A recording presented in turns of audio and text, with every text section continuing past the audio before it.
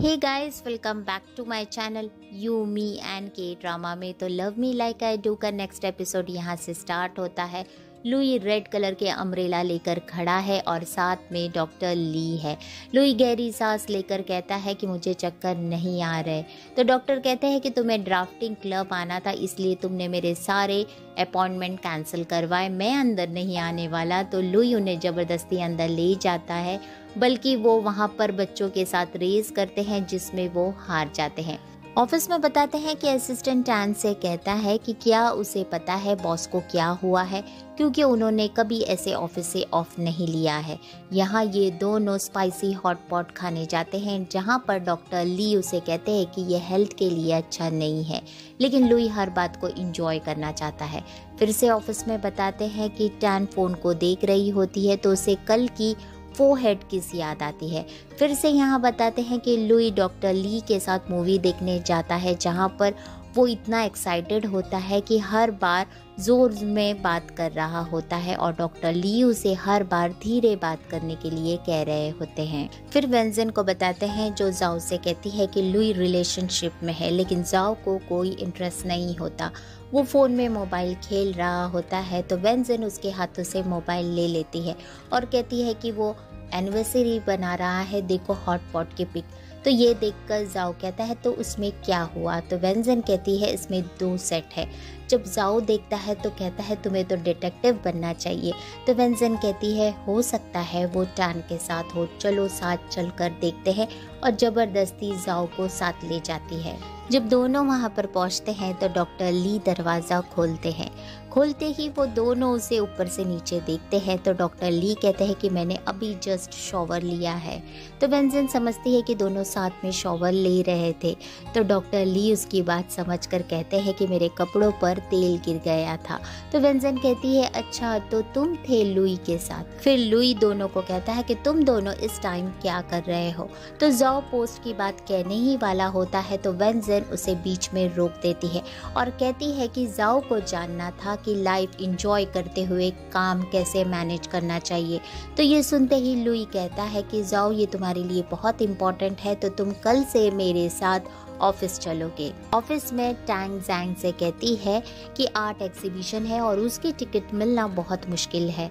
तभी सामने से लुई, जाओ और असिस्टेंट आते हैं। उनके जाते ही टैन सोचती है कि अजीब है, लुई ने तो ऐसे बिहेव किया जैसे उसने मुझे देखा ही नहीं। यहाँ लुई असिस्टेंट से कहता है कि आर्ट एग्जीबिशन के 2 टिकट ले लेना और एक जाओ के लिए भी।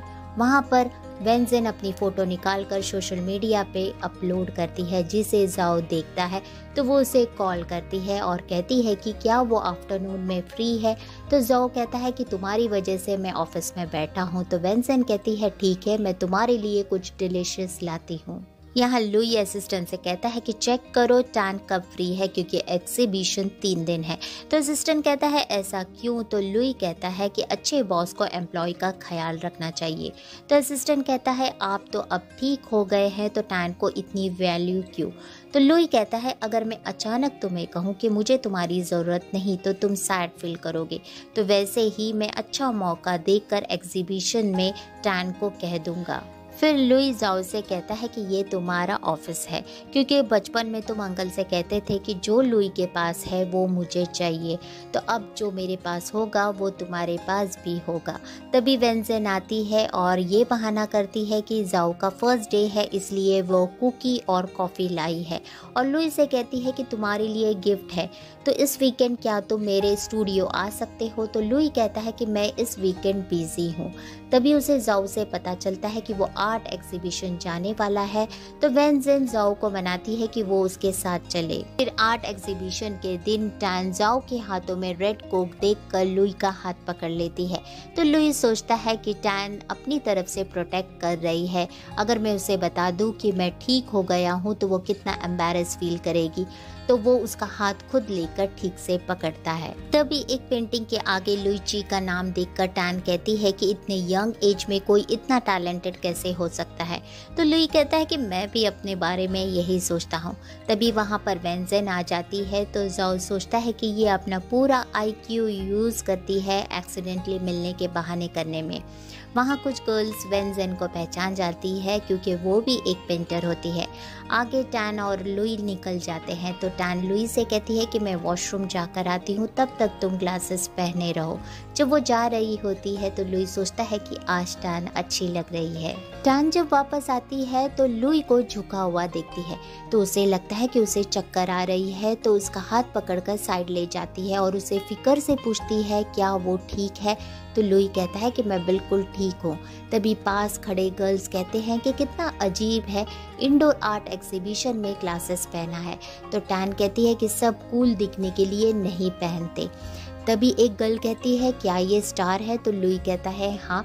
तभी उसमें से एक गर्ल कहती है कि ये तो वो वियर्ड CEO है, क्या फ़ायदा हैंडसम होने का, और जाने लगती है। तो टैन उन्हें कुछ कहने ही वाली होती है तो लुई उसे रोक लेता है कि रहने दो, मिसअंडरस्टैंडिंग हुई होगी। तो टैन कहती है कि मैं भी पहले इन जैसी थी पर अब मैं तुम्हारे सनग्लासेस हूँ, कोई भी कुछ नहीं कहेगा।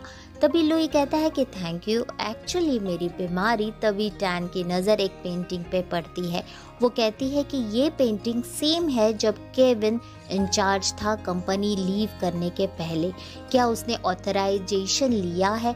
तो लुई कहता है कि मैंने किसी कॉन्ट्रैक्ट पे साइन नहीं किया, मुझे सारे कॉन्ट्रैक्ट याद रहते हैं।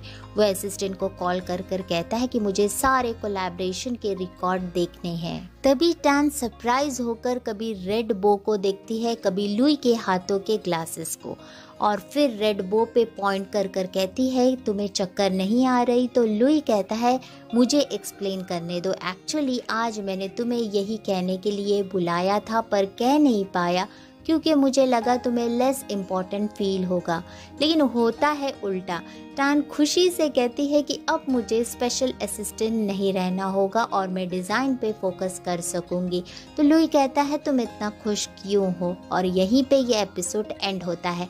तो मेरा नेक्स्ट वीडियो ज़रूर देखना, और अब तक सब्सक्राइब नहीं किया है तो please subscribe. Thank you for watching, see you in next video, take care, bye, cheese.